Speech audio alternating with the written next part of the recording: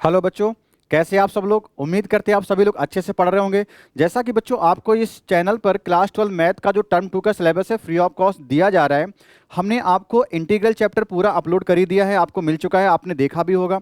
और जो प्रॉब्लम्स है हमसे शेयर करिए। अब आपका दूसरा चैप्टर इसके बाद जो टर्म 2 का बच्चों आता है वो है एरिया वाला चैप्टर, जो कि एप्लीकेशन ऑफ इंटीग्रल के नाम से जाना जाता है। वो भी आपको कंप्लीटली मिल गया है, आपने उस पर भी अपनी कमांड बना रखी होगी। अब जो इस समय जो चैप्टर चल रहा है बच्चे, वो टर्म 2 का तीसरा चैप्टर है, जो चैप्टर नंबर 10 है, 9 है सॉरी। उसमें हम लोग पढ़ते हैं डिफरेंशियल इक्वेशन। डिफरेंशियल इक्वेशन का पार्ट 1 पार्ट 2 आपको लेक्चर 1 लेक्चर 2 के तौर पे मिल चुका है, आपने वो भी देखा होगा, आपको समझ में आने लगा होगा कि डिफरेंशियल इक्वेशन में क्या हमें कैसे करना होता है। पहले लेक्चर में हमने ऑर्डर और डिग्री बताया, दूसरे लेक्चर में हमने सोल्यूशन वेरिफिकेशन करना सिखाया। आपकी जो 9.2 एक्सरसाइज बच्चों वो भी हमने सॉल्व करके बताई, आपको 9.1 भी बताई। आप ही का जैसे सजेशन था कि हमें एनसीईआरटी के क्वेश्चन कराए जाएं, तो वो भी हम लोग आपको प्रोवाइड किए जा रहे हैं। ठीक है, आज जो हम लोग डिस्कस करेंगे बच्चों, वो लेक्चर नंबर आपका 3 है, और जो कि आपकी 9.4 के जस्ट बिफोर एग्जाम्पल्स हैं, आज हम लोग उनको डिस्कस कर रहे होंगे। और जो वो एक्सरसाइज या एग्जाम्पल बेस्ड है 9.4, वो बच्चों बेस्ड है आपकी सोल्यूशन ऑफ डिफरेंशियल इक्वेशन पर बेस्ड है। तो जो बच्चों आज आपका टॉपिक होने वाला है वो ये रहने वाला है, सोल्यूशन ऑफ डिफरेंशियल इक्वेशन। और जो डिफरेंशियल इक्वेशन आपके सिलेबस में बच्चे वो फर्स्ट ऑर्डर और फर्स्ट डिग्री की है, first order and first degree की है। तो मैंने दोनों को इस तरह से बता दिया, फर्स्ट ऑर्डर और फर्स्ट डिग्री आपको पढ़ना है, यानी कि जिसका डिफरेंशिएशन एक बार ही किया गया हो और उसमें पावर भी कितनी लगी हो बच्चे, 1 लगी हो। तो ऐसी ही डिफरेंशियल इक्वेशन का सोल्यूशन करने के कुछ मेथड्स हो गए। जो पहला मेथड आज हम लोग पढ़ने जा रहे हैं, उस मेथड का नाम भी क्या है बच्चे, मेथड 1 है ये, जिसको जाना जाता है by variables separable method, by variable separable method. तो इसमें बच्चों हमें कैसे क्या अपनी अप्रोच को करना होगा वो हमें सीखना है। सपोज करो आपको कोई डिफरेंशियल इक्वेशन बच्चे दी जा रही होगी, जो कि इस फॉर्मेट में होगी। कोई डिफरेंशियल इक्वेशन है, इसे हम एफ एक्स वाई मान लेंगे, यानी कि वो डिफरेंशियल इक्वेशन में एफ फंक्शन है कोई, और एक्स वाई के वेरिएबल के रूप में वो गिवन होगी, जहां वाई आपका एक्स पे डिपेंड कर रहा होगा, यानी कि वाई आपका डिपेंडेंट वेरिएबल है और एक्स आपका इंडिपेंडेंट वेरिएबल है। ये सब आपको बातें बताई जा चुकी हैं। तो कुछ इस तरह से डिफरेंशियल इक्वेशन दी होगी, d y upon d x तो होना चाहिए, तभी तो डिफरेंशियल इक्वेशन बनेगा, यानी कि डेरिवेटिव का भी होना कंपलसरी है ना। तो इस तरह से बच्चों डिफरेंशियल इक्वेशन है। आज जो हम पढ़ेंगे उसमें इस तरह की टेक्निक यूज होगी, जिसमें हम क्या कर रहे होंगे, वेरिएबल को सेपरेट कर ले होंगे। इसका मतलब क्या हुआ कि अगर dx है बच्चे, उसके साथ में केवल x वाले टर्म्स ही हों, यानी y वाला मत आए, x आए या कोई कांस्टेंट 1 2 3 प्लस या माइनस में बना रहे, कोई इशू नहीं है। यानी कि dx के साथ में केवल x दिखाई दे और dy के साथ में केवल y दिखाई दे। अगर नहीं मिल रहा है तो हम लोग क्या करेंगे, टर्म को ट्रांसफर मल्टीप्लाई डिवाइड करके हम लोग क्या कर रहे होंगे, सारा वो पार्ट एक साइड कर रहे होंगे, है ना। तो इस तरह से हमें काम करना होगा। तो जैसे कि अगर हम यहाँ पे वेरिएबल को सेपरेट कर रहे हों, तो यहाँ पे जो एफ एक्स वाई है, हमें सोल्यूशन करने के बाद किसी तरह से ये मिल जा रहा होगा। सपोज करो एच एक्स मिल जाए हमें, और इनटू में दूसरा सेपरेट होने के बाद क्या मिल जाए, जी वाई मिल जाए, यानी कि जो एक्स का फंक्शन हो पूरा अलग कर लिया जाए और वाई वाला पार्ट पूरा अलग कर लिया जाए। इस तरह से आपको डिफरेंशियल इक्वेशन मिल जा रही होगी। यानी कि कब मिलेगी, जब आप कुछ ना कुछ प्रोसेस बीच में अप्लाई कर रहे होगे, सॉल्व करने के बाद एक दो स्टेप के बाद आपको ऐसा कुछ फॉर्म मिल जाएगा। और जैसे बच्चों आपको फॉर्म मिल जाए, तो जैसा मेथड का नाम है, वेरिएबल को सेपरेट करो, बस डी एक्स के साथ डी एक्स जाना चाहिए। तो इस तरह बच्चे एच एक्स है, तो हम कोशिश करते हैं कि एच एक्स जो है आपका फंक्शन, उस तरफ डी एक्स क्या ले जाइए, जी वाई को डी वाई की तरफ ले आइए। तो डी वाई इधर है, इसके मल्टीप्लाई में है, तो जी वाई नीचे आ जाएगा। अब ये आपको ये बताने की कोशिश करिएगी कि यहाँ पे मल्टीप्लाई में आ जाएगा। हो सकता है कि उस तरफ सेपरेट करने पे एच एक्स के अपॉन में जी वाई आ जाए, ऐसा भी तो हो सकता है कि एच एक्स के अपॉन में जी वाई आ जाए, तो वो जी वाई फिर इस तरह मल्टीप्लाई हो रहा होगा, है ना। तो कौन किसके मल्टीप्लाई या डिवाइड में जाता है, इस बात का इशू नहीं है। इशू इस बात को आपको सोचना है कि हमें एच एक्स को डी एक्स के साथ रखना होगा और जी वाई को डी वाई के साथ रखना होगा। जैसे ही आप इसको रख लेंगे, बाद में क्या करना होगा बच्चे, इसका इंटीग्रेशन कर दीजिए। इंटीग्रेशन करने पे जी वाई जो कन्वर्ट होकर शायद कैपिटल जी वाई आपको दे दे, है ना, क्योंकि इंटीग्रेशन के बाद फंक्शन तो y का रहेगा, लेकिन फंक्शन का नेचर बदल जाएगा, है ना। पावर जैसे x है तो एक्स स्क्वायर बाई 2 आपको मिल रही होगी, साइन है तो उसका कुछ और डिफरेंशिएशन करने पे आ रहा होगा, इंटीग्रेशन करने पे आ रहा होगा। तो इस तरह से जोgy था कन्वर्ट हो गया कैपिटल GY में, और इधर क्या हो रहा होगा, HX कैपिटल HX में कन्वर्ट अगर हो जाता हो, तो कुछ इस तरह से आपको एक फॉर्मेट मिल जाएगा। और कांस्टेंट ऐड जरूर कर लेना, सी मिल जाएगा, ठीक है। इंटीग्रेशन करने के बाद आपको कुछ ऐसा फॉर्मेट मिल गया। यही बच्चे हमने जो लिखा, ये क्या है, आपको जो गिवन थी डिफरेंशियल इक्वेशन, ये इसका ये एक सोल्यूशन है, ये डिफरेंशियल इक्वेशन उसका ये क्या है, एक सोल्यूशन होगा। अब ये सोल्यूशन करने के मेथड आपके बदल रहे होंगे क्वेश्चन बाय क्वेश्चन, वो क्या क्या मेथड आप यूज कर रहे होंगे वो डिपेंड करेगा, ठीक है ना। हो सकता है कि हमें कोई ऐसा फॉर्मेट मिल जाए जहां पे हम लोग बहुत सारे फार्मूले लगा रहे हो जो हमने अभी तक सीखे हैं इंटीग्रल्स में, तो आज का टॉपिक पूरा उसी पर बेस्ड होगा। तो हम लोग जो शुरुआत करेंगे, आपकी हेल्प हो, आपके एग्जाम्पल से शुरुआत कर रहे हैं, तो आपसे बस यही कहेंगे कि आप लोग अपनी बुक लेकर के सामने बैठिए और क्वेश्चन जो बताया जाए हम वही से आपको स्टार्ट कर रहे होंगे, ठीक है ना। तो चलो शुरू करते बच्चे आज का लेक्चर। डिफरेंशियल इक्वेशन एग्जाम्पल से 9 पॉइंट जो आपकी एक्सरसाइज बच्चे होती है जहां से स्टार्ट 9.4, उसके पहले जो एग्जाम्पल आपको गिवन है वहां से स्टार्ट करते हैं। तो सबसे पहले आपको जो एग्जाम्पल मिल रहा है, एग्जाम्पल नंबर 9 बच्चे मिल रहा है, एग्जाम्पल नंबर 9 है ये, और पेज नंबर हमारे जो पीडीएफ उसके अकॉर्डिंग कौन सा बनेगा, ये इस पे मेंशन नहीं है, हाँ 392 है, ठीक है। आप अपना देख लीजिए, बस ये याद रखो एग्जाम्पल नंबर 9 है और आपकी एक्सरसाइज 9.4 से जस्ट पहले वाले एग्जाम्पल, यानी कि 9.3 फिनिश होने के बाद जो मेथड स्टार्ट होता है वेरिएबल सेपरेबल का, वहां से हमें काम करना है। तो क्वेश्चन किस तरह से लिखा है वो आपको रीड करना होगा। कह रहा find the general solution of the differential equation dy upon में dx। इस तरह से बच्चे आपको डिफरेंशियल इक्वेशन गिवन है, dy upon dx equal to x plus 1 upon में कितना 2 माइनस वाई, कुछ इस तरह से हमें मिल रहा है 2 माइनस वाई, ठीक है। ये एग्जाम्पल नंबर 9 आपको करना है और इसका क्या निकालना है, जनरल सोल्यूशन, यानी कि डिफरेंशियल इक्वेशन हम लोग पढ़ ही रहे हैं कि डिफरेंशियल इक्वेशन का सोल्यूशन करना किस मेथड से, वेरिएबल को सेपरेट करते हुए। तो हमें देखना पड़ रहा है यहाँ से कि dy इधर लिखा, dx इधर लिखा है। अगर देखें ये पूरा डिवाइड में y वाला पार्ट है, तो हम क्या करें, इस y वाले पार्ट को dy के साथ अगर ले आएँ तो ज़्यादा अच्छा रहेगा, ताकि y dy के साथ में x पूरा dx के साथ में। तो यहाँ पे बच्चे क्रॉस मल्टीप्लाई अगर आप कर दो तो आपको क्या मिलेगा, यहाँ पे सोल्यूशन आप डाल चुके होंगे, ठीक है। आपको dy के साथ क्या मिलेगा, 2 माइनस वाई मिल जाएगा बच्चे, और इक्वल टू dx के साथ क्या मिल रहा है, जो ऑलरेडी पहले से लिखा हुआ है x प्लस 1। तो आप जरा आप देखो कि हमने वेरिएबल को सेपरेट कर लिया कि नहीं, जो y वाला टर्म था वो dy के साथ दिख रहा है, x वाला पूरा पूरा पॉलिनोमियल या फंक्शन जो भी दिया है वो किसके साथ है, dx के साथ है। अब क्या करना होगा, ऑन इंटीग्रेटिंग बोथ साइड, तो आप लिख रहे होंगे on integrating both side we get 2 का इंटीग्रेशन करने पे आपको 2y मिल जाएगा, क्योंकि y के रेस्पेक्ट में होगा बच्चे, यहाँ पे y का इंटीग्रेशन करोगे तो y² 2 मिलेगा। अब इंटीग्रेशन आपको आता है, ये मान के हम डायरेक्ट चीज़ें करने की कोशिश करेंगे, यानी कि अब यहाँ से थोड़ी सी स्पीड बढ़ रही होगी। जो आपने पहले बोला था थोड़ा फास्ट हो जाओ सर, है ना, जल्दी से कराइए, बट वहाँ पर हम न्यू रख रहे थे आपको इंटीग्रेशन पढ़ाने की, तो वो बातें वहाँ पर इतनी जल्दी से नहीं की जा सकती हैं। अब ये उम्मीद करते हैं आप इंटीग्रेशन पढ़ के आए हो, एरिया वाला चैप्टर पढ़ के आए हो और डिफरेंशियल इक्वेशन आपने शुरू से देख रखा है। तब कैसे काम करना वो हम सिखाने की कोशिश आपको कर रहे होंगे, इसलिए आपको लेक्चर 1 से ही साथ में जुड़ना था।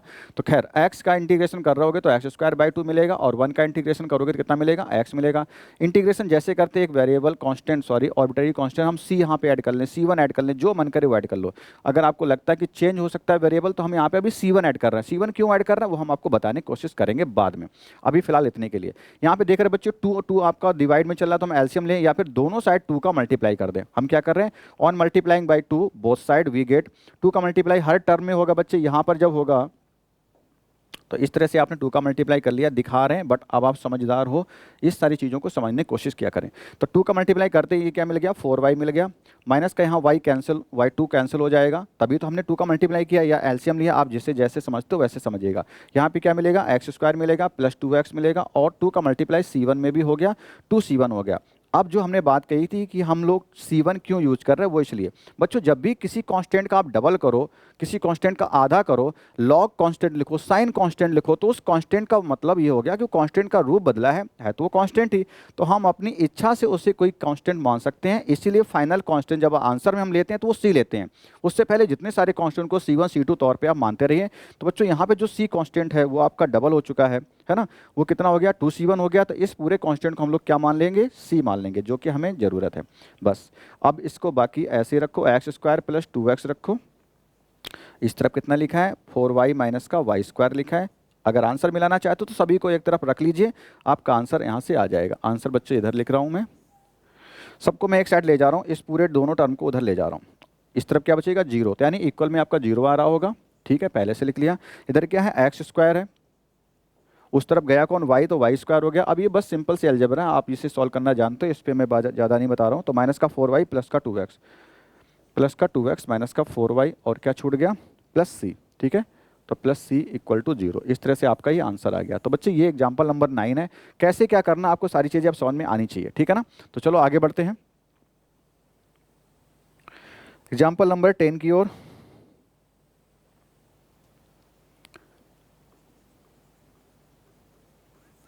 क्वेश्चन में फिर से लिखा है कि find the general solution of the differential equation dy by d x 1 plus y square upon 1 plus x square. इस तरह से बच्चों हमें क्वेश्चन दे रखा है, इसका जनरल सोल्यूशन निकालना है। और कोई अभी कंडीशन नहीं दे रहे हैं क्योंकि सिंपल सिंपल क्वेश्चन से स्टार्ट हुआ, आपको समझ में चीज़ें हैं इसलिए ऐसे लिया जा रहा है। तो हमें फिर से वही काम क्या करना होगा बच्चे, अगर आपको मेथड समझ में आ रहा है तो बस आप वीडियो को पॉज करें और सोल्यूशन करना स्टार्ट करें। अब हम क्या कर रहे हैं, सोल्यूशन करने जा रहे हैं। तो आपको करना क्या है, वेरिएबल को सेपरेट करना है। एक्स की तरफ एक्स दिखाई दे, वाई की तरफ वाई। तो जरूरी नहीं हर बार हम क्रॉस मल्टीप्लाई ही करें, किसी पर्टिकुलर एक टर्म को हम ले जा सकते हैं। बच्चे डी एक्स आपका इधर डिवाइड में तो उस तरफ ले जाएंगे तो डी एक्स तो उधर गया।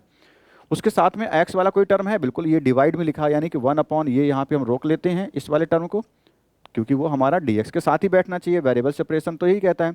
तो 1 प्लस वाई स्क्वायर को फिर इधर लाना पड़ेगा। इधर क्या लिखा है, डी वाई लिखा है। इधर कौन आया, 1 प्लस वाई स्क्वायर, 1 अपॉन में 1 प्लस वाई स्क्वायर डिवाइड में इस तरह से दिखेगा।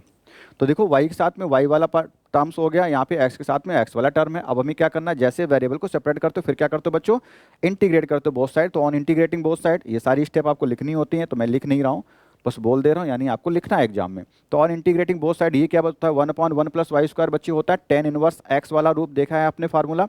टेन इनवर्स एक्स का differentiation 1 upon 1 plus x square. तो 1 अपॉन 1 प्लस एक्स स्क्वायर का इंटीग्रेशन क्या आएगा, टेन इनवर्स एक्स आ जाएगा। तो यहाँ पे वाई है तो आपको आंसर मिल रहा होगा टेन इनवर्स वाई में। यहाँ पे क्या 1 upon 1 plus x square D x, ये भी आपको क्या देगा, टेन इनवर्स देगा। यहाँ पे वाई है तो वाई आया, एक्स है तो एक्स आएगा प्लस। अब बात आती है कि आप हम किसको क्या माने। चलो समझो, यहाँ पे आप टेन इनवर्स एक्स और टेन इनवर्स वाई देख रहे हो। आप चाहो तो यहाँ पे कांस्टेंट सी रखो, टेन इनवर्स रखो, जैसा मन करे वैसा रख लो।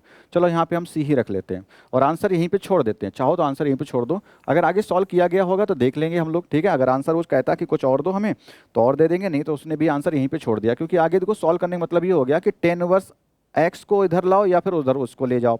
तो मैं उसको जब ले जाऊंगा तो क्या बनेगा, टेन वर्स एक्स माने टेन वर्स वाई का फार्मूला जो आपने क्लास 11th में पढ़ा होगा या 12th में पढ़ा होगा अपने बोर्ड के अकॉर्डिंग।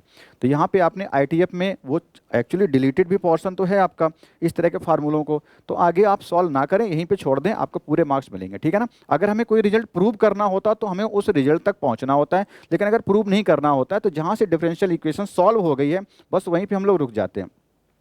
अब देखो सी की बात मैं करूं, सी यहाँ पे अगर टेन इनवर्स आपने ले लिया, टेन इनवर्स सी ले लिया, सपोज करो किसी बच्चे ने आगे जाने की कोशिश की तो वो कहता है कि हम टेन इनवर्स एक्स के साथ साथ राइट हैंड साइड में सी को सी ना लेकर टेन इनवर्स सी लेंगे। ये भी तो कांस्टेंट है आपका, आप ऐसे ले सकते हो तो आगे वो जाके खेल सकता है, इस तरह से काम कर सकता है बच्चा कि टेन इनवर्स का फार्मूला लगा सकते हैं बच्चा। Tan inverse x plus tan inverse y का फार्मूला होता है, क्या होता है, एक्स प्लस वाई यानी एक्स प्लस सी अपॉन में 1 minus x y 1 minus x c होता है। तो ये बच्चे टेन इनवर्स एक्स का फार्मूला इधर लगा, इधर भी लगा, इधर राइट हैंड साइड में इतना बना तो लेफ्ट हैंड साइड में क्या चल रहा था, टेन इनवर्स वाई चल रहा था। तो आप ये सब लिखेंगे, ये बहुत आगे कहानी है। ग्रेजुएशन में जब भी आप डिफरेंशियल इक्वेशन पढ़ोगे या कोई भी ऐसी स्ट्रीम में जहाँ पे डिफरेंशियल इक्वेशन होता है, ग्रेजुएशन का पार्ट होता है, वहाँ पे बड़ी बड़ी चीज़ें आप ऐसी कर रहे होंगे। हालांकि इतनी बड़ी नहीं है, बहुत ही सिंपल चीज़ें हैं। यहाँ से टेन इनवर्स दोनों साइड है, आप इसको क्या कर सकते हो, हटा सकते हो, रिमूव हो जाता है। तो y इक्वल टू इधर इक्वल टू इसका, यानी कि टेन इनवर्स में जो ये पार्ट है, टेन इनवर्स में जो ये पार्ट इक्वल होगा, अगर वो दोनों अपने आप में इक्वल हो तो अपने आप में तो इक्वल है। तो टेन इनवर्स के साथ जितना यहाँ बैठेगा उतना यहाँ बैठने वाला इक्वल हो, तो y की वैल्यू क्या आ रही होगी बच्चे, एक्स प्लस सी अपॉन में 1 माइनस एक्स सी आ रही होगी। इस तरह से भी इसका एक दूसरा सोल्यूशन दिया जा सकता है, इसमें कोई बुराई नहीं है, ठीक है। y की वैल्यू ये भी हो सकता है, नहीं तो आपके एनसीईआरटी ने यहाँ तक आंसर दिया, आप यहीं तक ही रखें, ये आपके लिए बता रहा हूँ, ठीक है। तो चलो इस तरह से आपको क्वेश्चन नंबर ये भी समझ में आ रहा होगा, आई होप। और चीज़ें बच्चों अगर समझ में आ रही तो पूरी तरह सपोर्ट करिए, आपके कमेंट उतने ही होने चाहिए जितने लोग आप देख रहे हो। हर बच्चे को कमेंट करना जरूरी है, जैसा भी आप चाहते हो उस वे में हमसे पढ़िएगा, जिस तरह से आपकी उम्मीद जो हमसे लगा रखे हो वैसे बताइएगा, ठीक है। और बाकी हम अपनी तरफ से पूरा 100% देने की कोशिश करते हैं। आगे बढ़ते हैं, एग्जाम्पल नंबर 10 हो गया, 11 पे आते हैं। अब जो क्वेश्चन आ रहे थोड़े से बदले हुए हैं, तो 1 बाई 1 ही सारा सब कुछ होगा। एग्जाम्पल नंबर 11 लिखा हुआ है, फाइंड द पार्टिकुलर सोल्यूशन। अभी तक क्या कह रहा होगा, जनरल सोल्यूशन निकालो, यानी कि सी के टर्म्स तक ही हमें रोक देता था। और सी के टर्म्स में जब रोका जा रहा, तो मैंने आपको बहुत पहले बताया था कि डेफिनेट इंटीग्रेशन जब स्टार्ट किया था तो मैंने दिखाया था कि जो सी आता है बच्चे वो फैमिली ऑफ कर्व को रिप्रेजेंट कर रहा होता है ना। मैंने y equal to x square plus c का ग्राफ बहुत सारे बता के दिखाए थे कि मतलब एक पूरा फैमिली ऑफ कर्व को रिप्रेजेंट होता है जब आप कब क्या कर रहे हो, सी के टर्म्स में आंसर को रोक दे रहे हो। लेकिन अगर सी की वैल्यू कोई 4 5 2 3 अगर रख देते हो तो पर्टिकुलर वो एक विशेष मेंबर को रिप्रेजेंट किया जाता है, वो जो इस फैमिली का एक मेंबर होता है ना। तो वही यहाँ पे कोशिश की जा रही है। इसने क्या कहा है कि फाइंड द इक्वेशन आपको गिवन है, find the equation of the curve passing through, sorry तो 12 है, हमें 11 सॉल्व करना था। Find the particular solution of the curve, और इक्वेशन क्या है, dy dx है, आप लोग मैच करा लेना। dy dx is equal to क्या गिवन है बच्चे, -4xy² गिवन है। और साथ ही इसमें एक पर्टिकुलर सोल्यूशन क्यों बोला गया, क्योंकि कुछ उसने वैल्यू दे रखी, कह रहा y इक्वल टू 1 है जब x इक्वल टू कितना लिया जा रहा होगा, 0। तो इस बात के लिए आपको बताना होगा इसका पर्टिकुलर सोल्यूशन। अब आपको कुछ ऐसी चीज़ें दे देता है कि इसके लिए इतना है तो उसके लिए कोई विशेष उस मेंबर का वैल्यू निकालनी है जो उस फैमिली का एक पार्ट है। यानी कि बहुत सारे फैमिली में क्या होते हैं, बहुत सारे लोग हैं, उन बहुत सारे लोगों में किसी एक बंदे को चुनना है। वो कैसे चुनोगे, जब उसके बारे में पूरा फिक्स बताया जाए कि उसके हाथ पैर इस तरह से है ना, तभी तो आप कह सकते हो उसका रंग रूप ऐसा है। वो कहाँ से निकल के आएगा, x equal to 0 y equal to 1 से। वो क्या देगा आपको, c की वैल्यू देगा। c की वैल्यू आप वापस जाके वहाँ पर रख रहे होंगे। तो पहला काम क्या है, इसका सोल्यूशन करके c तक तो पहुँचा जाए। तो चलो सोल्यूशन करते हैं। यहाँ पे वेरिएबल सेपरेट करने में dy के साथ में केवल y ले जाइए, मल्टीप्लाई में डिवाइड में आ जाएगा तो 1/y² बच्चे आपको मिलेगा। साथ में dy राइट हैंड साइड में क्या मिला, 4x मिला, और dx को इधर ले गए, ठीक है ना। अब क्या करो, बोथ साइड इंटीग्रेटिंग और इंटीग्रेटिंग, तो 1/y² क्या दे रहा होगा, -1/y दे रहा होगा। ये सबको पता है, आई थिंक इसमें कोई इशू नहीं बनना चाहिए। अगर आता है तो आप इंटीग्रेशन शुरू से देखना शुरू करो, डायरेक्ट मत आइए, क्योंकि अब हम लोग बहुत आगे आ चुके हैं। इक्वल में माइनस का 4, x का इंटीग्रेशन x²/2 प्लस c, 2 से 2 कैंसिल हो गया। चलिए c को c1 ले, ऐसे ही छोड़ दो। अच्छा यहाँ पे क्या, -1/y कितना आया, -2x² और प्लस c, इस तरह से आया। शायद इसका ये आंसर नहीं होगा, अगर नहीं है तो देखो क्या कहते हैं। उसने कहा है कि अच्छा आपको तो पर्टिकुलर सोल्यूशन निकालना है, तो ठीक है, नहीं ऐसा कुछ करना है, हमें y की वैल्यू 1 पता है कब, जब x इक्वल टू 0 हो। तो इसको इक्वेशन नंबर 1 मान लेते हैं। अब यहाँ पे करते हैं क्या है, x y की वैल्यू रखते हैं। तो व्हेन y इक्वल टू 1, इसका मतलब -1 हो गया। y की जगह पे बच्चे 1 रख रहा हूँ मैं, कलर चेंज कर लें, तो -1/y की वैल्यू 1 रख लेते हैं। लो और सही से कर लिया। -2x² यानी 1 0 का स्क्वायर प्लस कितना c, तो ये तो पूरा 0 हो गया यहाँ तक, है ना। c की वैल्यू कितनी आई, फाइनली -1 आई। यहाँ से c इक्वल टू कितना आ रहा है, this implies c equal to -1। c की वैल्यू -1 इक्वेशन 1 में रख दो और आपका आंसर आ जाएगा। इस इक्वेशन में रखो तो -1/y is equal to -2x² और क्या, माइनस c की वैल्यू रखते हैं -1, माइनस दोनों साइड रिमूव कर दो तो क्या आपको मिलेगा 1/y 2x² प्लस 1, यानी कि माइनस यहाँ से कॉमन लो और यहाँ से कॉमन लो, कैंसिल करोगे तो आपको इस तरह से मिल जाएगा। अब आप इसको चाहो तो y को उधर भेज दो, आप ऐसे भी लिख सकते हो, y उधर गया तो ये आ जाएगा 1/2x² प्लस 1। जैसा रखना चाहो वैसा रख लो, आपकी मर्जी। तो इस तरह से बच्चे इसका हमने एक पर्टिकुलर सोल्यूशन निकाला। आई होप आंसर ऐसा ही आना चाहिए, कोई इशू ना हो, ठीक है। ठीक, तो इस तरह से आपने इसका सोल्यूशन किया। अब आपको चीज़ें समझ में आनी जरूरी हैं, है ना। इस तरह से चीज़ें आ रही होंगी। तो बच्चे ये जो होता है ये फैमिली ऑफ कर्व को रिप्रेजेंट करता है, ये पूरी फैमिली को रिप्रेजेंट करता है, और ये उस फैमिली का एक मेंबर है। ये क्या बच्चे, एक मेंबर है ना। एक परिवार में कई सारे लोग, उनमें से कोई एक पर्टिकुलर बंदा निकालने के लिए आपको सी को फिक्स करना पड़ेगा। सी को कैसे फिक्स किया जाएगा, हमेशा इस तरह की वैल्यू दी जाएंगी। तो कभी इस तरह के क्वेश्चन को डिफिकल्ट ना माने, आराम से समझें कि हमें डिफरेंशियल इक्वेशन तक, यानी कि सोल्यूशन निकालना होगा डिफरेंशियल इक्वेशन का, और फिर सी की वैल्यू निकालने के लिए वो आपको कोई ना कोई बाउंड्री देगा, एक्स इक्वल टू इतना, वाई इक्वल टू इतना, आप सॉल्व करके उसे निकाल लेंगे। चलो आगे बढ़ते हैं। नेक्स्ट नंबर है 12 एग्जाम्पल। आपकी बात थोड़ा लेट हमारे पास तक आई, क्योंकि हम लोग बहुत पहले से रिकॉर्ड करना शुरू कर चुके थे। वीडियो थोड़ा सा लेट आपको मिलना शुरू हुए हैं। जब आपने ये बोला कि एनसीईआरटी के हमें सोल्यूशन कराए जाएं, तब तक आपका इंटीग्रेशन फिनिश हो चुका था, तो उस टाइम हम चीज़ें नहीं कर पाते, है ना। आपको देखना होगा कि जो एरिया रिलेटेड टू, मतलब पार्ट था आपका एरिया वाला, जहाँ पे आपने पढ़ा था एप्लीकेशन ऑफ इंटीग्रल, वहाँ पे आपको थोड़ा सा डीप में और चीज़ें दी गई। अब इससे ड्यूरेशन थोड़ा लंबा खिंचेगा, बट आपने जैसा मांगा हम आपको वैसे देने की कोशिश कर रहे हैं। कोई नहीं, अभी तक आपकी एक्चुअली डेट शीट भी तो नहीं आई है ना, तो डेट शीट नहीं आई तो हमें इतना बर्डन नहीं लेना है कि आपको बहुत जल्दी से दौड़ा के चीज़ें खत्म कर दी जाएं। एक बार हो, बहुत अच्छे से हो, वो ज़्यादा अच्छा है। डेट शीट जैसे आएगी वहाँ से आपको डेली शायद 2 वीडियो भी मिलने शुरू हो जाएंगे, है ना। जिस दिन डेट शीट आएगी, जब तक नहीं आ रही तब तक आप आराम से पढ़ें, अदर सब्जेक्ट पर भी अपना फोकस बनाए रखें, क्योंकि परसेंटेज आपकी ओवरऑल ही तो बनती है। किसी एक सब्जेक्ट से आपके अगर 100 में से 100, दूसरे में अगर किसी तरह से कोई प्रॉब्लम आती है तो प्रॉब्लम फिर पूरे रिजल्ट पे आता है। तो पहले तो सब में पास होने लायक पढ़ें, इसके बाद अपनी मेरिट में रैंक लाने के लिए पढ़ें। चलिए एग्जाम्पल नंबर 12 है, कह रहा find the equation of curve passing through the point 1,1। यहाँ से पास होता है बच्चे 1,1 से। उस कर्व की इक्वेशन बताइए। हुज डिफरेंशियल इक्वेशन एक आपको डिफरेंशियल इक्वेशन दे दी गई है। कह रहा कि इसकी डिफरेंशियल इक्वेशन इस तरह से है, x d y equal to 2x² + 1 dx, और कह रहा कि x कभी 0 नहीं है। इस तरह से उसने बोला। उस कर्व की इक्वेशन बताओ। आपको कर्व तो बच्चे निकालना है जिसकी डिफरेंशियल इक्वेशन ये है और वो कर्व यहाँ से पास होता है। आई थिंक आपको पूरा लॉजिक समझ में आ गया है। क्वेश्चन पूरा लिखने की जरूरत तो नहीं है, है ना। क्वेश्चन पूरा लिखें, टाइम ही तो जाता है, उससे जल्दी हम आपको क्वेश्चन 1-2 ज़्यादा एक्स्ट्रा करा देंगे। तो चलो जो डिफरेंशियल इक्वेशन उसको उठाते हैं। लिखा है x d y equal to 2x² + 1, और क्या लिखा है, dx लिखा है। तो dx के साथ dx ही होना चाहिए। ये फिर क्यों बैठा है इधर, इसको भी उधर भगाओ, है ना।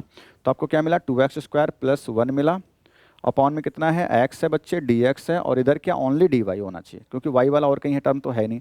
आई थिंक मैंने सही अगर लिखा है तो और कुछ तो है नहीं y dy के अलावा, सब कुछ सही लिखा है, कुछ भी ऐसा गलत नहीं है, ठीक है। तो आपको करना क्या है बच्चे, बस x अगर डिवाइड में तो सबको डिवाइड ही कर दो। तो 2x क्या, 2x² के अपॉन में x हुआ तो 2x देगा, 1 के अपॉन में x 1/x देगा। अभी तक हम सॉल्व कर रहे हैं, इंटीग्रेशन अभी भी नहीं करा है ना। आप सोचो इंटीग्रेशन ऐसा कुछ कर लिया। अब क्या करें, बहुत सारे इंटीग्रेटिंग, dy का इंटीग्रेशन y देगा, 2x का क्या देगा, x² / 2 प्लस 1/x किसका, log x देगा, और प्लस में c। अब c जोड़ें या c1 जोड़ें, उस पर कहानी भी हो सकती है, डिपेंड करता है आंसर में। तो पहले हम c1 ही ऐड करते हैं, इसके बाद आंसर को मिलाने की कोशिश करेंगे, ठीक है। चलिए y इक्वल टू, या तो आप ऐसे ही छोड़ दो, अगर बुक में ऐसे ही आंसर है तो आप ऐसे ही छोड़ सकते हैं, लेकिन हमें तो सर कर्व निकालना है। चलो कर्व निकालना, फिर तो आप कोई परेशानी वाली बात ही नहीं है, परेशान ही मत हो। हमें फिक्स मेंबर निकालना है, c1 c2 से लड़ना ही नहीं है ना। तो ये बच्चे आपकी इक्वेशन नंबर हो गई 1। और अच्छे से लिखने के लिए इधर आ जाते हैं। आपको क्या मिला, y equal to x² + log x और प्लस c मिल गया, ठीक है। ये आपको इक्वेशन मिल चुकी है। This is your equation number 1। अब हमें बस c की वैल्यू जैसे पता चल जाए हम बता देंगे कि वही हमारा क्या है, वो एक्चुअल कर्व है जो कहाँ से पास होता है, 1,1 से। अगर वो एक्चुअल कर्व 1,1 से पास होता है तो c की कोई वैल्यू हमें निकालने का मेथड दिया गया है। इसका मतलब कर्व जो पास होता है उसमें आप पॉइंट देख रहे हो, तो पॉइंट में पहला वैल्यू किसकी होती है बच्चे, x की होती है, दूसरी वैल्यू किसकी होती है, y की। पॉइंट x, y के फॉर्मेट में लिखा जाता है ना। Since passes through 1,1, so putting x equal to 1 and y equal to 1 in this equation number 1, we get y की वैल्यू 1, x² 1, log 1। मॉड लगा के क्या लिखना, जब पता है लॉग के अंदर मॉड 1 बैठा है तो 1 तो पॉजिटिव है, तो कोई ज़रूरत नहीं मॉड लगाने की। यहाँ पे आप लगा सकते हो, यहाँ पे आप लगा सकते हो, कोई इशू नहीं है, ठीक है। यहाँ पे लगा लो, कोई दिक्कत नहीं। log 1 और कितना, प्लस c, ठीक है। log 1 हमेशा 0 होता है, 1 + 0 इतना और इक्वल 1, 1 से 1 कटा यानी कि कुछ नहीं मिला आपको, c की वैल्यू 0 ही मिली। c की वैल्यू 0 उठाकर आप यहाँ पे वापस रख दो आके, फाइनली आपका आंसर हो गया। सो कर्व इज क्या है, y equal to x² + log x और प्लस 0 लिखने की जरूरत ही नहीं है क्योंकि c की वैल्यू 0 है, ठीक है। ये आपका आंसर हो गया। आई होप आपको इस क्वेश्चन में अब सब में कोई प्रॉब्लम अब नहीं होनी चाहिए, क्योंकि आप बहुत चीज़ें पढ़ चुके हो, ठीक है। तो चलो देखो इसका आंसर क्या आ रहा है बच्चे। क्वेश्चन नंबर 12 है, y equal to x² + log x + c। c क्यों, c तो निकाल लिया होगा और कहीं आंसर, हाँ नीचे लिखा है 13 की लाइन के जस्ट ऊपर लिखा है। चलिए ठीक है। तो बच्चों इस तरह से आपको काम करना है। आई होप आपको चीज़ें अब समझ में आ ही रही होंगी। तो 13 एग्जाम्पल देखो भाई, सारे एग्जाम्पल करा दे रहा हूँ, और इसलिए भी करा रहा हूँ मैं एक एक एग्जाम्पल, क्योंकि आपका जो सैम्पल पेपर आया उसमें आपको 2 क्वेश्चन दिए डिफरेंशियल इक्वेशन से पूछे गए हैं। एक होमोजीनियस बेस्ड है, एक पर्टिकुलर सोल्यूशन बेस्ड है। जरूरी नहीं कि वहीं से आए, लेकिन ये तो श्योर कर दिया उसने कि आपको जो चॉइस मिल रही है वो इसी चैप्टर से मिल रही है है ना। सेक्शन जो आपका सी है, बी, सेक्शन बी में जो क्वेश्चन आए उसमें से आपको इसमें से पूछा गया है, 2 क्वेश्चन बच्चों आपको मिल रहे हैं, जो कि होमोजेनियस के पैटर्न पे एक क्वेश्चन है और दूसरा एक आपको पर्टिकुलर सोल्यूशन निकालने का, जो y इंटू आई अब पढ़ेंगे आगे, दूसरा मेथड है सोल्यूशन करने का डिफरेंशियल इक्वेशन का, वो हम लोग पढ़ेंगे। तो वहाँ का पार्ट है। तो आपको 2 क्वेश्चन इस चैप्टर से अगर दिए जा रहे हैं सेक्शन बी में, तो आपको अच्छे से करना चाहिए, ठीक है। छोटा सा चैप्टर, सिंपल क्वेश्चन, बस पढ़ते रहिए। छोटे छोटे इंटीग्रेशन करने, बहुत बड़े अभी नहीं कर पा रहे हैं, बट इंटीग्रेशन के फार्मूले डेली बेसिस पर आप याद करें। कह रहा find equation of the curve, आपको कर्व फिर से निकालना है, यानी कि सी की वैल्यू निकालने का कोई मेथड फिर दिया गया होगा। कह रहा पासिंग थ्रो अ पॉइंट, पास कहाँ से होता है, -2,3 से पास होता है, जिसकी given that the slope of the tangent, उसके टेंजेंट की स्लोप दी गई है to the curve at any point x, y, at x, y equal to 2x upon y square है। बच्चों ये स्लोप है। कितने लोग आप फिजिक्स में पढ़ के आए कि स्लोप का मतलब होता है डिवाइड dx, यानी कि डिफरेंशिएशन की एक रेट जो होता है वही आपका क्या होता है, स्लोप होता है, ठीक है ना। आपने जो टर्म 1 में पढ़ा होगा एप्लीकेशन ऑफ डेरिवेटिव, वहाँ पर भी आपने टेंजेंट नॉर्मल करके जब चैप्टर पढ़ा होगा, तो वहाँ पे आपको बताया गया होगा कि डिवाइड dx को हम लोग क्या बोल रहे होते हैं, उस कर्व की स्लोप बोल रहे होते हैं एट पॉइंट x, y पर। तो यहाँ पे x, y पर स्लोप जो है बच्चों को क्या है, डिवाइड dx हो गई। तो यानी कि उसने हमें डिवाइड dx बताने के लिए एक लाइन सी बस लिख दी है, जो आपको प्रॉब्लम क्रिएट कर रहा होता है। तो आज आपको कमेंट यही करना है, क्योंकि यही एक चैप्टर थोड़ा क्वेश्चन जो है थोड़ा सा बदला है, जिसमें उसने अलग ढंग से बात की है। तो इस क्वेश्चन में आप क्या कमेंट कर रहे होंगे, सभी बच्चे जो भी देख रहे हैं वीडियो को, उनको कमेंट करना है कि स्लोप ऑफ टेंजेंट का मतलब हो गया divide dx of the curve at the point x, y। आप एटलीस्ट सिंपल सा ही लिख देना, slope equal to divide dx, बस इतना ही लिख देना। तो आपके कम से कम माइंड में एक चीज़ बैठ जाएगी कि जहाँ पे स्लोप की बात कर रहा है यानी डिवाइड dx की बात कर रहा है। अब आपने स्ट्रेट लाइन पढ़ा नहीं है या 11th में पढ़ के आए हो, तो वहाँ पे स्लोप को आप tan थीटा से लिख रहे होते, तो वो tan थीटा यहाँ पे कोई ऐसी बात ही नहीं है। तो स्लोप को tan थीटा लिखो या फिर डिवाइड dx लिखो, दोनों के फॉर्म में जाना जाता है। डिपेंड करता है कि आपको किस वे में किसको यूज करना है। तो यहाँ पे जो हमें यूज करना है, डिफरेंशिएशन के पैटर्न पे काम करना है, डिफरेंशियल इक्वेशन काम करना है। हमें डेरिवेटिव नहीं पता है, तो डेरिवेटिव बताने का ढंग ये दिया गया था, यानी डिवाइड dx की वैल्यू आपकी कितनी हो गई, 2x upon y square. So here solution में जब हम लोग लिखेंगे, we have to given here 2x upon y square is equal to dy dx। बाकी काम वही, वेरिएबल को सेपरेट करें, dy के साथ में किसको लेकर के आएंगे, y स्क्वायर को लेकर आएंगे, और इक्वल में क्या लिखा है, 2x लिखा है, उसके साथ में क्या होगा, dx ऊपर ले जाइए, ठीक है। अब क्या करो, दोनों साइड इंटीग्रेशन का साइन बनाओ और इंटीग्रेट कर ही डालो। क्या मिलेगा, y स्क्वायर का इंटीग्रेशन करने पे y³/3 मिलेगा, ठीक है, प्लस 2 इक्वल टू 2x करोगे x स्क्वायर बाई 2 और प्लस c मिलेगा, ठीक है, इतना मिलेगा। 2 से 2 कैंसिल हो गया। आपका फाइनली जो कर्व था वो इस तरह से आ गया, y³/3 equal x square plus c। ये आपको इस तरह से एक कर्व नहीं मिला, ये फैमिली ऑफ कर्व है। ये बच्चे क्या, फैमिली ऑफ कर्व है। इसी का तो आपको एक पर्टिकुलर मेंबर निकालना होगा। वो कौन सा मेंबर होगा, वो एक ऐसा कर्व होगा जो पास कहाँ से होता है, आपको पॉइंट गिवन है ना, -2,3 ये दिया है। तो अगर ये पॉइंट गिवन है, इस पॉइंट में x की वैल्यू पता करो, x की वैल्यू आपको दी है -2 और y की वैल्यू 3। तो हम लोग क्या करते हैं, उस पर्टिकुलर मेंबर को निकालने के लिए इस फैमिली ऑफ कर्व में उस पॉइंट से पास करा देते हैं, तो c की वैल्यू निकाल आएगी। y³/3 गिवन है, तो y की वैल्यू कितनी है, 3। तो आप लिख रहे होंगे 3/3 इक्वल टू x की वैल्यू कितनी है, x स्क्वायर यानी -2 का स्क्वायर और प्लस c कर लेंगे। यहाँ पे 27/3 9 दे रहा होगा, इक्वल टू 4 दे रहा होगा, प्लस c की वैल्यू 9 - 4 करने पे 5 मिल रही होगी, ठीक है। तो c की वैल्यू आप यहाँ पे वापस कर लो। सो आंसर कितना आ गया, वो कर्व आपका आ गया है जो इस फैमिली का एक मेंबर है और पास कहाँ से होता है, -2,3 से। तो उसका आंसर लिख लीजिए बच्चे। आंसर हो गया आपका y³/3 equal to x square plus 5। अब इसको सॉल्व करना चाहो सॉल्व कर लो, y इक्वल टू 5, 3 का यहाँ पे मल्टीप्लाई कर लो, 3 स्क्वायर हो गया, 3x स्क्वायर हो गया, प्लस का 3 5 जा 15 हो गया। अब या तो y³ इक्वल टू इतना लिखो, या y इक्वल टू का लिखना चाहते हो तो फिर क्यूब रूट इस पर लगाना पड़ेगा। आपको क्या करना पड़ेगा, क्यूब रूट बच्चे लगाना पड़ेगा।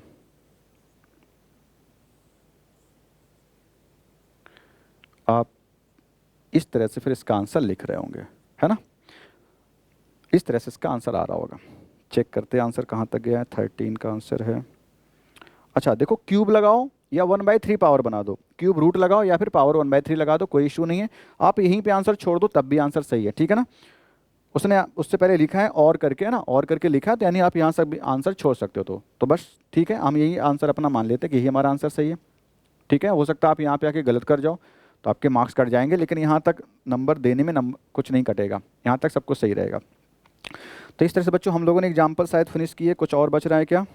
नहीं, एक और क्वेश्चन है, अच्छा सा क्वेश्चन है वो भी समझाने के लिए।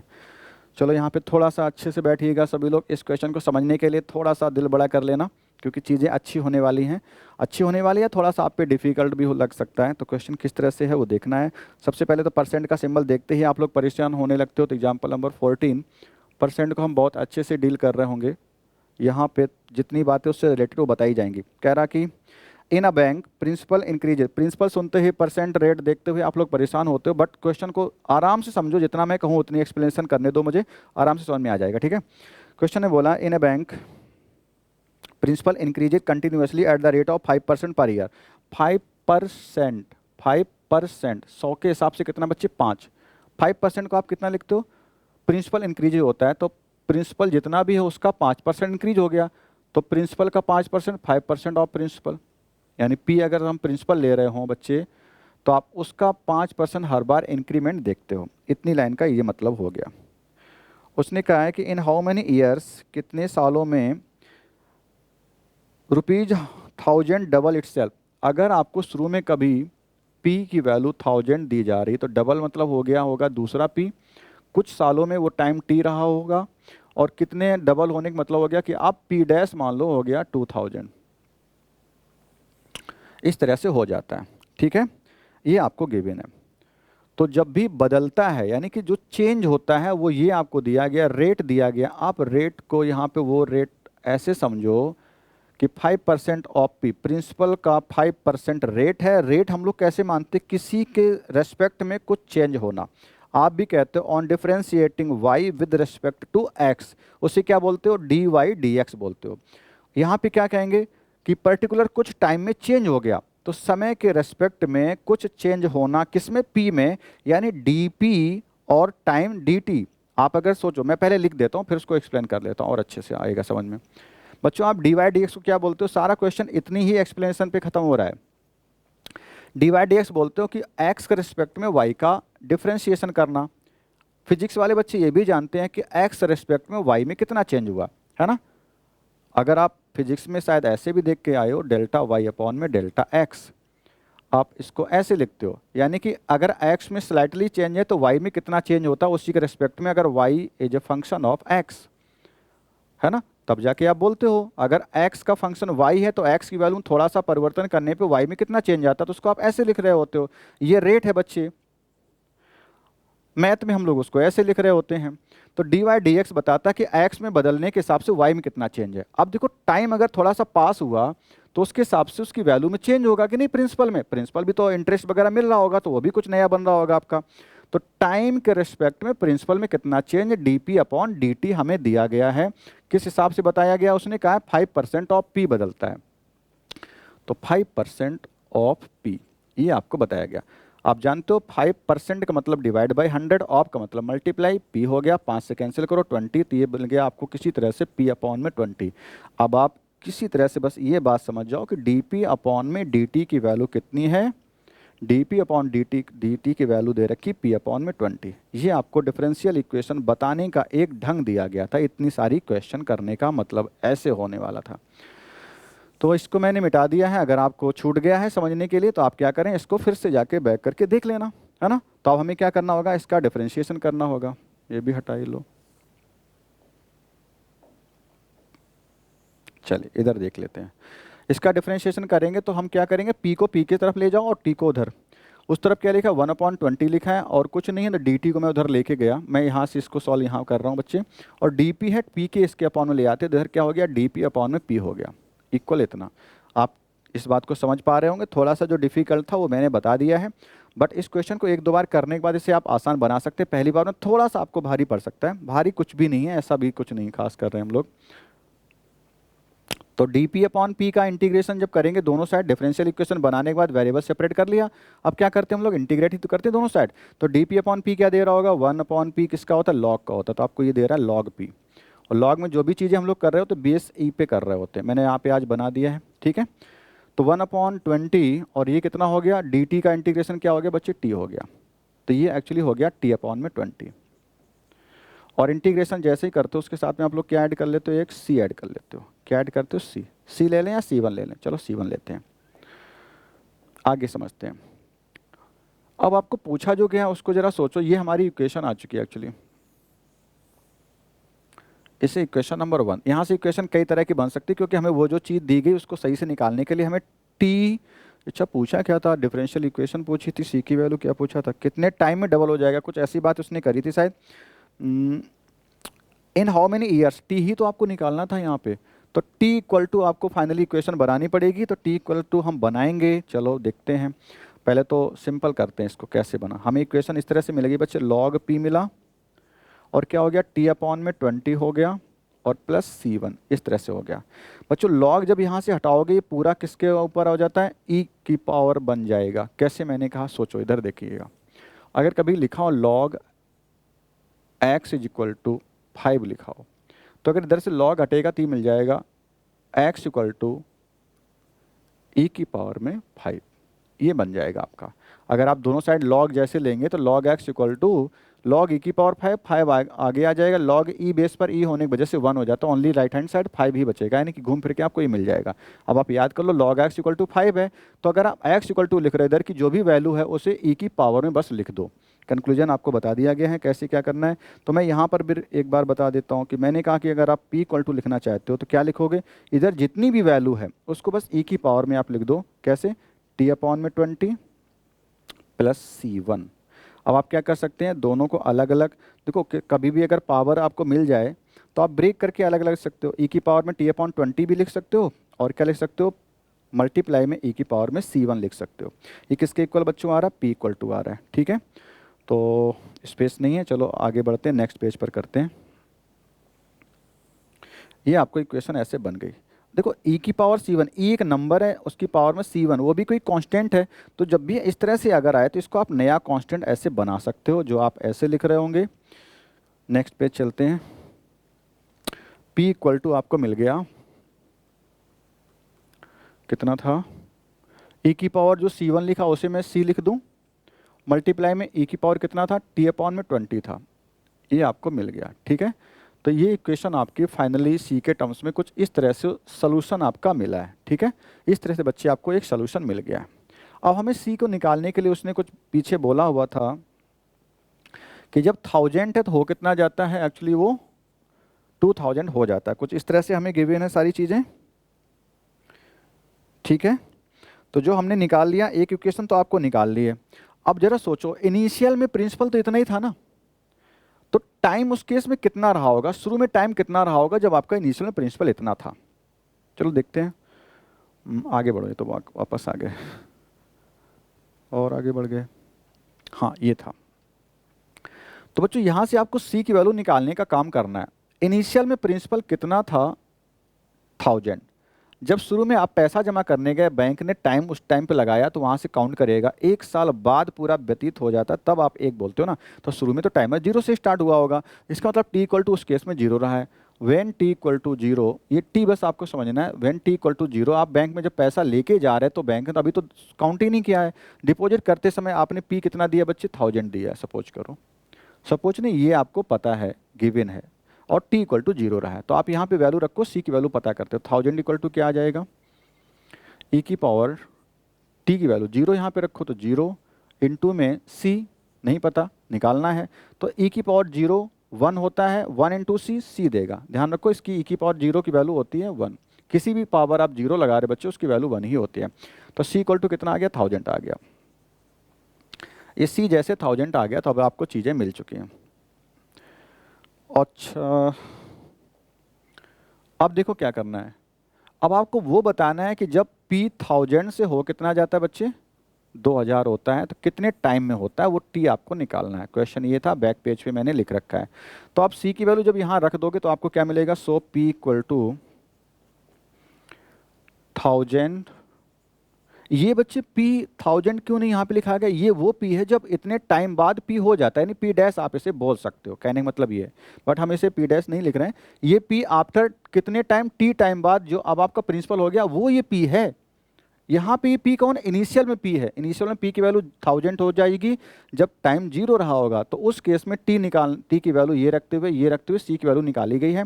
लेकिन जब आपका प्रिंसिपल है 1000 और हो जाता है 1000 से 2000, तो अब नया प्रिंसिपल ये पी डैश है। तो कितने टाइम में होता है वो हमें पता करना है। तो हम यहाँ पे इक्वेशन लिखने जा रहे हैं, सी की वैल्यू यहाँ पे कितनी रखनी बच्चे, 1000 रखनी। सी की वैल्यू हमने 1000 रखी और ई की पावर कितना है, t/20 है। तो ये हमें एक्चुअल इक्वेशन इस तरह से मिली है, ये हमें एक्चुअल इक्वेशन मिली है। अब आपको सॉल्व करना है किसी तरह से। क्या करना है आपको बताना, टाइम कितना लगता है जब प्रिंसिपल अब कितना हो गया है, 2000 हो गया। तो नया प्रिंसिपल जब p बना है वो 2000 है और ये 1000 इंटू में e की पावर t/20। इसको आप कैंसिल कर लो, कितना आया, 2 आया। इधर देखते हैं,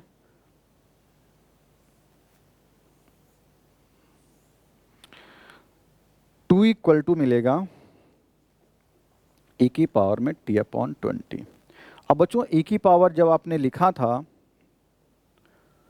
ये बताया गया था, अगर e की पावर 5 लिखा है x इक्वल टू, तो log इसमें ले लो, इधर log लिखो, इधर e हटा दो, केवल पावर बचा दो, है ना।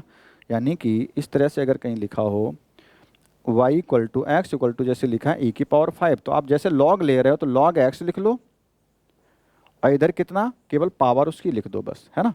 तो इस तरह से हमें काम यहाँ पे करना होगा। आप log लेंगे तो क्या मिलेगा, log 2 मिलेगा और इक्वल टू कितने मिलेगा, e में पावर को बस बचा लो, e हटा दो, कितना मिला, t/20 मिल गया, t/20 मिल गया।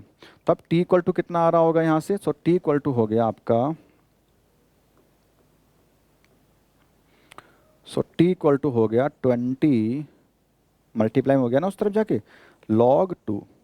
तो t इक्वल टू आपका आ रहा होगा 20 log 2। इस तरह से आपका आंसर आ गया। बच्चे ये वो टाइम है जितने टाइम में आपका जो प्रिंसिपल था 1000 से कितना हो जाता है, 2000 हो जा रहा है। तो बच्चों एक अच्छा सा क्वेश्चन हम लोगों ने यहाँ पे डिस्कस किया है। उम्मीद करते हैं आपके सारे एग्जाम्पल जिस तरह से ख़त्म किए गए आपको समझ में आ रहे होंगे, ठीक है। तो आगे जो हम लोग करेंगे, आपकी एक्सरसाइज में कुछ क्वेश्चन कर रहे होंगे जो इसी तरह के होंगे। तो आगे नेक्स्ट आपको लेक्चर नंबर 4 मिलने जा रहा है, ठीक है। बने रहिए हमारे साथ, सबके साथ सेशन को शेयर करिए, ज़्यादा से ज़्यादा लोगों तक बात पहुँचाइएगा, ठीक है। तो मिलते हैं बच्चों अच्छे सेशन के साथ। Thank you very much.